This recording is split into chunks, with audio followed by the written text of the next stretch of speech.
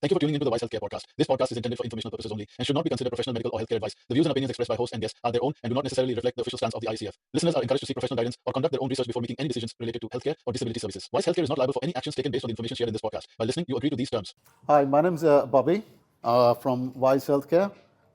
We have Julie Fisher here today with us. Julie Fisher is a decorated author of books around disability and inclusion, to rising from her experience in the sector as a mother of Darcy, Yep. who was born with Down syndrome and diagnosed from before birth. Yes. And there's been challenges through the life that Julie has overcome, and she has worked around the area, changing perceptions within her own community, whether that is school or whether that is the medical sector, or that's the hospitals and the doctors, and the way you related with them through reading the book that I understood. Mm-hmm. It was a great learning experience from the amount of information that you can comprehend or you can put together in those phrases or in that 100 pages of the book. Julie, I'll let you, for the audience and listeners, I'll let you introduce yourself. Okay. Something about you, how you got to putting together the books, and some part of your story in your own words. No problem. Thank you for having me, Bobby. It's great to be here today. So my name is Julie, as Bobby said, and I am mum of 3 boys, and our youngest son, Darcy, lives with Down syndrome. So we had a prenatal diagnosis. I was really lucky, though, because I had connected with a lady with a daughter with Down syndrome a couple of years beforehand.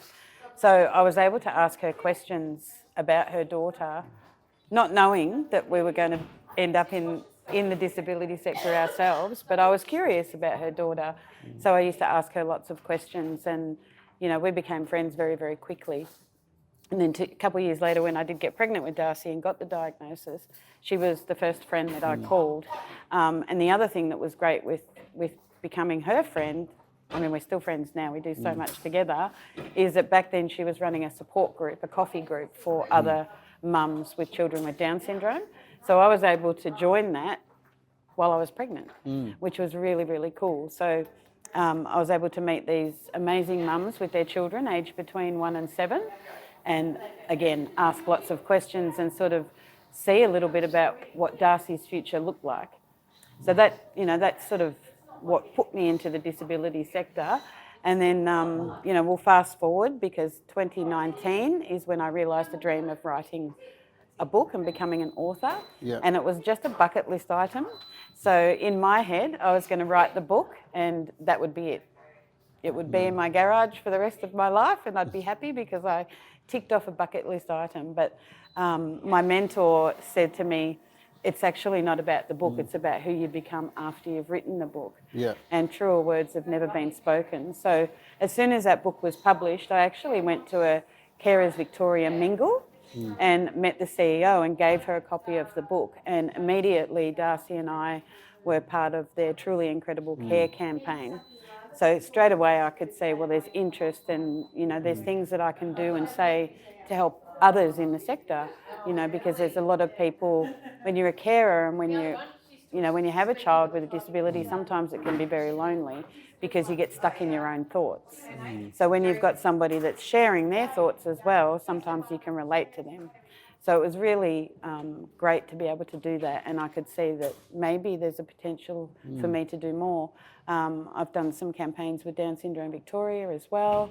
Fast forward to today with you, I've published 4 books.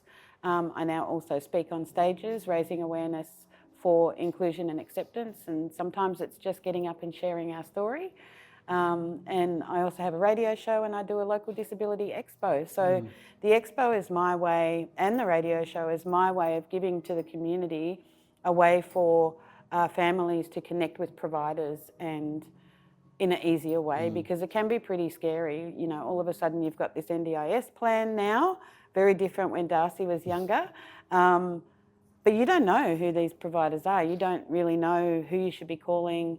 And we don't all get the benefit of having a support coordinator to guide us. So being able to interview service providers, and bring them to my local community as a way for them to be able to meet them, because we have to hand our children over to these people. So it can be very scary. I still remember the very first day, Darcy, it was with Ozchild actually, and every second Saturday he would go off for the day with them. It was the first time anything like that happened, and we dropped him off for the very first day, and he was excited. People were lovely, and he got on this bus and drove off, and my husband and I looked at each other and said, what did we just do? Who did we give our son to? And all day we were like, oh, I hope he's okay. I hope they look after him all right. And of course he was, because they were specialists in their field. So, but that very, very first time of doing that is pretty scary. And, you know, even now that Darcy's finishing school in a couple of weeks, and now we're having to look at what it's going to look like for him after school, and we've got some things set in place, but we don't know how that's going to work, whether he's going to love it, whether he's, you know, we might have to change it. But it's okay to change things. It's okay that if it doesn't work, you can use somebody else, but sometimes families feel like they're locked in as well. That's another thing. So all sorts of things have been going on since I wrote that first book, and in the meantime I've been mum to Darcy, making sure that he can live his best life and making sure that he can participate in the things that he loves to do, just like his older brothers did when they were younger as well. Right. So, listening to that brief about you in your own words, how you phrased it, it brings me to so many different questions compared to what I have worked on, what we wanted to discuss today. It is only a God's way of us being a channel to give to the society and the community in one way or the other. That could be facing challenges, that could be facing hurdles, that could be not letting ourselves down. I do talk to a lot of different people in a lot of different ways. When we lose hope or somebody's losing hope, that okay, there are challenges that life puts us through.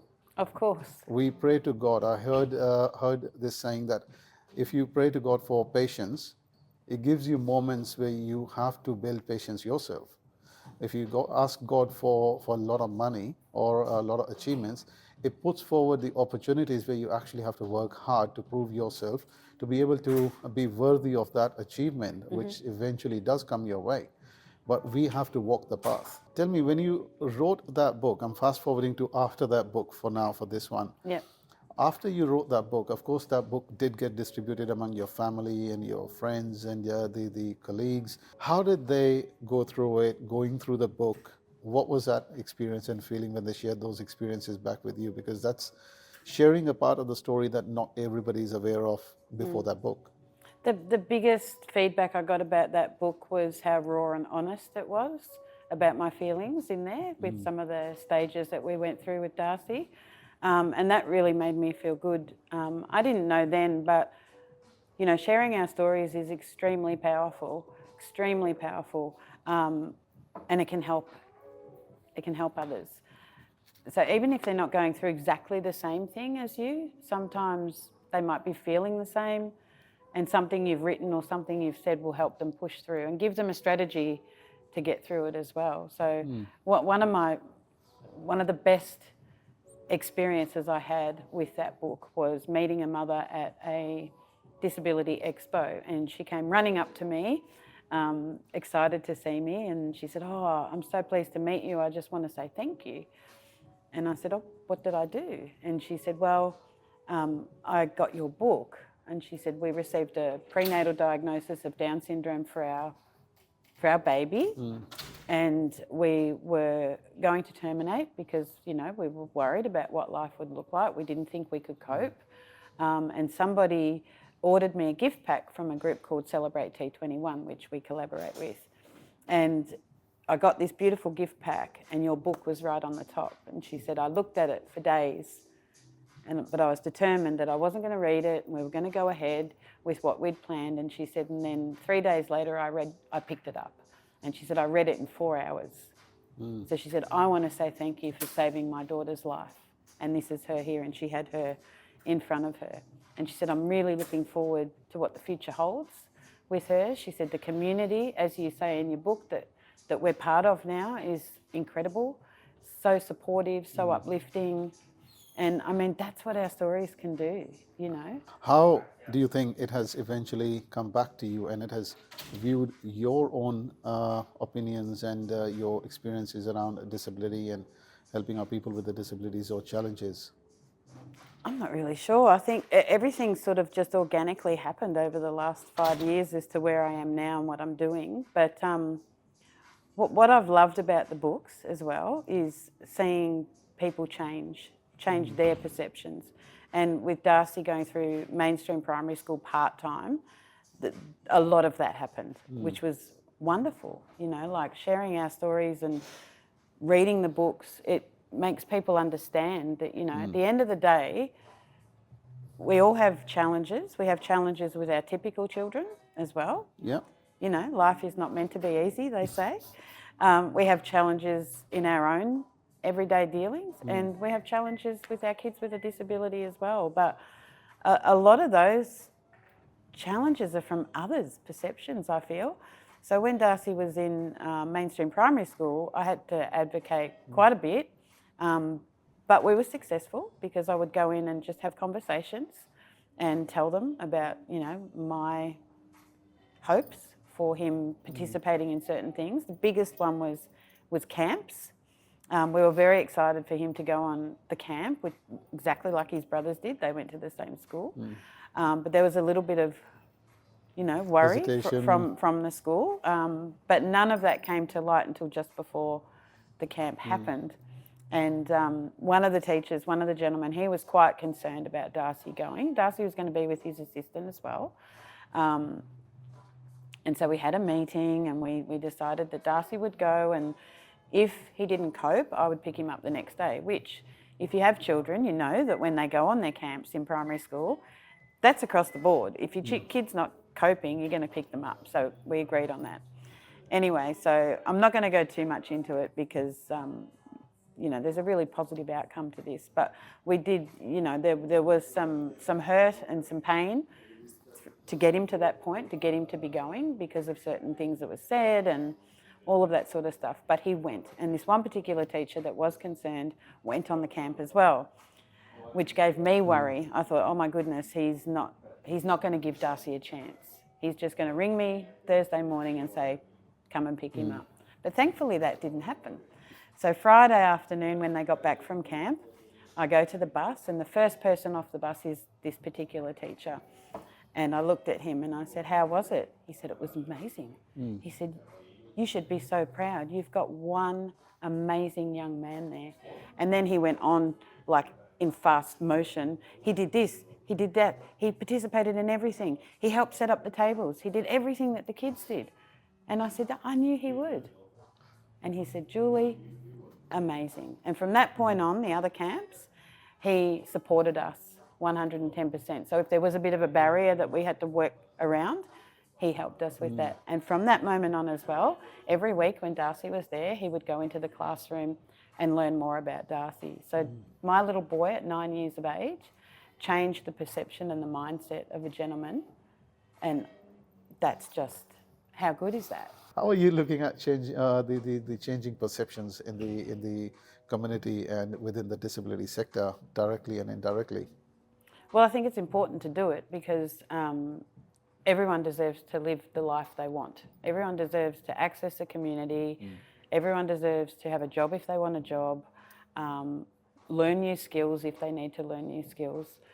And look, with the NDIS, there's so many opportunities that we have. You know, yes, we're going through some changes at the moment, which makes everybody a little uncertain, but at the end of the day, you know, we've still got it and we can use it to our benefit for our children. When Darcy was little, the funding was very difficult. You had to search for somewhere to get funding and you didn't have funding for ongoing things such as therapy. You had little pockets each year and that's what we did.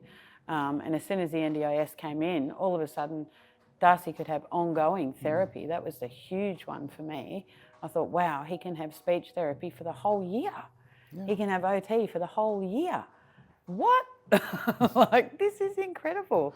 It was scary when it first came in though. Like, even though we knew it was going to be life-changing. It was scary because there was a lot of paperwork. We had to go to a meeting, had to find providers. Like, you know, we were quite lucky because we had a speech therapist and an OT already that had been working with Darcy from when he was 5. So as soon as I knew that I was going to be having a meeting for the NDIS, I let them know, and they just popped him on their books, and off we went. I think with the NDIS and the providers that are around, it allows people like Darcy to be seen and heard even more, which then allows the wider public to learn and to embrace as well and give them a chance. And I think that's just so important because we all want to do stuff. We all want to live life and have fun. And, you know, he's 18 years old and he loves to spend time with his friends, play basketball, go bowling, go to the movies, go to concerts, go to theatre, just like lots of 18-year-olds would like to do. He's a little different from typical 18-year-olds. He doesn't particularly like alcohol, but it's there for him if he wants it, you know, and he should be allowed to try it if he wants to, you know.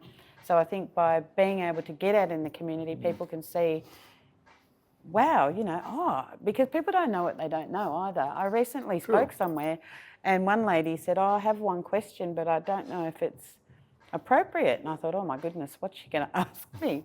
And she said, can people like Darcy have a relationship?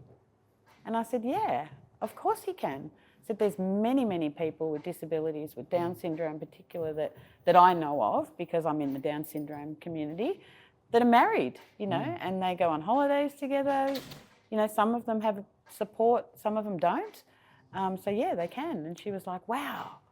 So people think that, I mean, yes, they're different, but we're all different. Absolutely. All of us. Absolutely. And even those relationships that sprout within the family from the time of the birth and leading to the age of the 18 years, anywhere beyond or having an extended family in whatever shape and form and the name of the relationship that we can discuss or we can term, it comes with awareness and acceptance. But then that also, given the subject of the awareness and acceptance, you've touched many lives. Directly and indirectly. How else you've seen, or how else some of the examples have come back to you where people have actually embraced the challenge, an individual with special challenges in their family and gone above and beyond? So how else have you seen, or somebody who's discussed that experience with you? I think a lot of my friends, a lot of the people that I know with kids with different disabilities, these kids are just part of the family, you know, and we do whatever we can to make sure they get what they need. It's a bit of a no-brainer. It can be difficult sometimes, but that's where the support comes in as well. So you build a support network around you so that you can get strategies and ideas and help. You know, we all need help. Even when we have my first child, for example, we got put in a first mums group. And that was so beneficial because we were with a whole group of mums all going through the same thing, you know, and we could go and say, oh, my baby's doing this, is that normal? And it was. But if you don't have that support and you don't have people you can ask, you feel very isolated and alone, and you think your child's the only one that needs this, is doing that. So I think the big thing is support, and they're just part of the family. Like they're, you know, like I always say, Darcy finished our family off perfectly. You know, my husband often says he's the glue that keeps our family together, you know. You know, these kids, when you give them a chance, you know, he has no filter and he doesn't get influenced by outside opinions on anything. It's what he likes is what he likes. And I love that. I think that we all should be more like that and, you know, just live life and enjoy it, you know. What sort of career goals is Darcy looking forward to at this age of 18? Yeah, he's not really sure yet. This whole finishing school's a bit daunting for him. Somebody asked him the other day if he's looking forward to it, and he said, "No, I'm not." So, the next couple of years we're going to try a few different things and look at him learning some skills, and then once his mindset is in that moment, then we'll talk to him in a couple of years' time and say, well, what would you like to do now? What do you like doing the best? I would love for him to have a job somewhere one day. We'll see what happens. I mean, I'm sure it can happen. There's more and more businesses opening their hearts and minds to give these guys a chance. And, like I was talking to somebody the other day, a friend of mine actually that works in the racing industry, and she said, we want to open up to employ some people with disabilities. She said, how would that look, Julie? And I said, well, it all just depends on the person. Some will come with a support person that can help them, and some will just come and rock up on their own because they'll be able to do it with instructions. We all need help when we start a new job. We all need instructions on even if I had 2 different jobs in the same sector once, but both of these places did things quite differently. So we've always got to learn new things. Absolutely. So, yeah. Absolutely. How do you think that there can be a way for so many different people from different perspectives can share their journeys and experiences to create that awareness for ensuring that as NDIS is progressing, people are getting better care and support beyond the first family that they have in the home? So what do you think? What can be possible pathways to that outcome? I think it's all about having conversations, asking questions, and listening, making sure, and us as parents as well, like we have an idea, and sometimes our idea is a little different to what reality could be as well. Like we need to take steps to get to certain things. So just creating conversations. I spoke quite a while ago at an event, and a new provider said, what sort of questions can we ask? Like, how can we best serve our clients? And I said, well, we all know that you need to know what they like, what they don't like, a little bit about what they need, what they need support with. Sometimes it's self-care, sometimes it's navigating the community. But I said, but the big thing for me is you need to know what their fears are in the community as well. Because if you don't know that and you try to put them forward for something, it could create all sorts of problems. So just having those conversations. Darcy was petrified of escalators for a very long time. And if his support people didn't know that, they would have tried to get him onto an escalator and not realised why he didn't want to. Could have created all sorts of problems. But because they knew that, what they did together with us was worked very slowly towards getting him on an escalator. This is just one little thing, and he now loves going up and down the escalators but it took like 4 years for him to get to that point. So you've got to be aware, you've got to have the conversations, and sometimes a provider might have a really good idea for your child that you haven't thought of. And that's the other thing, like we've all got different experiences, so that's why sharing helps other people to try different strategies as well to have good outcomes. So I think that's why both sides need to have conversations, and even the providers having conversations amongst themselves and talking about experiences they've had with their participants, clients, friends, whatever they want to call them. That helps too, because sometimes again they might not have thought of something. So by sharing and having those open conversations, we're creating lots of different pathways for good outcomes and good success, I believe. True. Yeah. True. Putting a child with the special challenges through into the education sector, there are a lot of different barriers one has to go through. How else do you think that can be discussed and that can be overcome?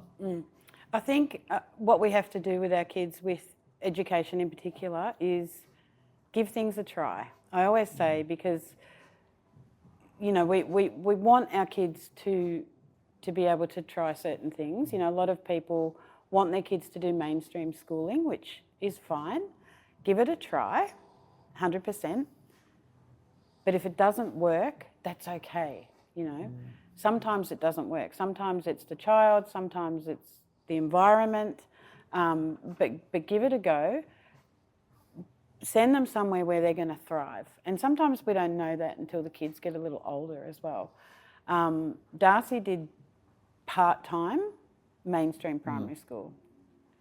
And so he dualled with specialist education, because for me, I saw a couple of the other mums in my support group that were doing that. Some had their kids full-time mainstream, but I sort of thought I'd like to try dual first, because I feel like he needs that extra support at the specialist school, because those teachers are trained in that. Whereas the mainstream school teachers, yes, there's an assistant, but the teachers are not specifically trained in specialist education. So thankfully for Darcy, the dual schooling worked. But we had lots of meetings, lots of conversations, and that, again, is the key, like the conversations asked. Sometimes we fear what we don't know, and sometimes we believe the stigma, like sometimes we believe what we hear when it's not right. Like, for instance, this is always a doozy. Down syndrome people are always happy. No, they're not. They are not. No way in the world. But a lot of people think that because, number one, they read it, they hear it, and they see it. Because like when they see Darcy out and about in the community, he's doing stuff he likes. So of course he's happy. He's enjoying because he's with people he loves and he's having fun. But he's not always happy. But one thing with Darcy in particular, and a lot of his friends with Down syndrome, is that they are very caring and very empathetic. So anyway, I've gone off tangent there, but anyway. How the society can create a platform for the people with disability as an individual, or the first-hand families, or the close-knit communities that they've been part of in their growing, that these individuals can be seen and heard, and where they can share their stories for community at large to learn from. I think in today's age, with technology, with social media, blog posts, podcasts, all of that sort of thing is a great platform for people to share their stories and be heard. Whether they share daily activities on their social media, whether they create a specific page for their person or you know, whoever they're caring for, or the person in particular sets up a page. I think if we can just get more and more stories out there, which is happening, I think that helps as well. Getting out in the community also definitely helps, because when people see someone like Darcy and they can see that he does the shopping with us, he, you know, what else? Like all sorts of things. When they can see them actually doing the things, they can see that, yeah, they're just like anybody else. So Darcy's a person, you know, and I think it's all about just sharing stories for me, I think. And, you know, sometimes there's a lot of specific pages that you can join as well, where you can share your stories and ask questions and all of that sort of stuff. So I think just the more we share, the more people will become aware. I don't know what else. Like, I think there's lots of different avenues these days to be able to share, many more than even when Darcy was born in 2006. You know, I didn't have social media until 2009. So it was all about touching base with organisations specific to certain disabilities, or the carers, you know, organisations and things like that. But there's always been somewhere where you can get support and where you can be heard. So now it's a much bigger platform, because we can then do it ourselves as well as be part of the organisation. So, how else you think, with all those experiences, can society or the people within the sector or within the standard communities can actually create more opportunities with people with disabilities? Like you still exploring opportunities for Darcy coming in next year. Yeah, I think they're just going to give people a chance. Yeah. You know, at the end of the day, it's that simple. It's like if you and I think, right, we're going to change our career, we get a new job, a week in we don't like it. What happens? True. But you've been given a chance to have a go at that job. And I think sometimes when there's a disability involved, there's still many people out there that sort of are a little closed-minded and not sure, because they're not sure. They're not sure if they'll be able to do it, enjoy it, how much support they'll need. But if you give people a chance, and that's where my quote comes in. I love my quote. Give people a chance. You give them the opportunity to have a go, you know, and I think basically pretty simply that's what they need to do, just give people a chance. There's a lot of, you know, open employment is a big discussion at the moment, and it's getting better, but there's so many businesses I think that would be so, what's the right word, so thrilled with what they see, you know, when they give somebody a chance, you know, and sometimes people like Darcy, you know, that they enjoy the jobs as well that maybe some employers find difficult to fill, you know, and the thing with these guys is once they've found something they love to do, they perfect it. And, you know, you're going to have an amazing employee. So I just really would love people to open their hearts and minds, ask the questions, give people a chance. If it doesn't work, it doesn't work. It's no big deal. We've tried it. And just go from there. And I think with the providers, they can help support that as well with their clients, with their participants. I've got a few, I keep changing how I say that because I've got a lot of friends who work in the sector and they say, oh, we don't like calling them participants. They're our friends, you know, because they feel like participant is a strange label for them because they're a person. How, what's a next step in the whole process? What are you looking forward to as you're looking forward to the employment and the opportunities for Darcy? And because you would certainly be looking at the opportunities at large for people, not just Darcy, but a lot of other students of Darcy's age, his friends, and a few more who's coming up a year after. How else are you looking at paving a way for them? Yeah, well, I'm just looking forward to, first of all, Darcy settling into life without school, because it's going to be quite different for him, obviously, like it is for anybody that finishes school. And I guess, like with everything, we'll just learn as we go, and I'll share our experiences because somebody else might be experiencing the same thing. And we'll just have to wait and see how it goes, like with all of our kids, I guess. But I'm looking forward to him understanding what life after school is like more, and I'm looking forward to him being able to say to me, I want to do this, or I don't like that anymore, you know, sort of things like that, and giving him more of a voice. Like I already know what he loves to do, and you know, school is school, like he has to go to school. But once school's finished, I'm looking forward to him being more aware of what he wants to do, whether it's work, whether it's stay at a program, learning skills. You know, there's some wonderful programs out there. You know, we don't have to throw them into an employed position straight away, especially if we aren't sure if they're ready for it. I don't know whether Darcy even realises what working is yet, even though we do talk about it, and he sees me work and he sees his brothers and that work. I'm just looking forward to him sort of, you know, just embracing all the new things and having more of a voice. You know, he's going to be older. I can't believe it. For the individuals going through a lot of different challenges in lives, and the family members of the people with any different sort of disabilities, who are a step ahead of you in this journey, who are in this position where they are looking for some employment and further opportunities to make an earning or just do their contribution, what would you say to guide them through where they can look for or they can start looking for something, even that they can start exploring in that journey, or where do they start from?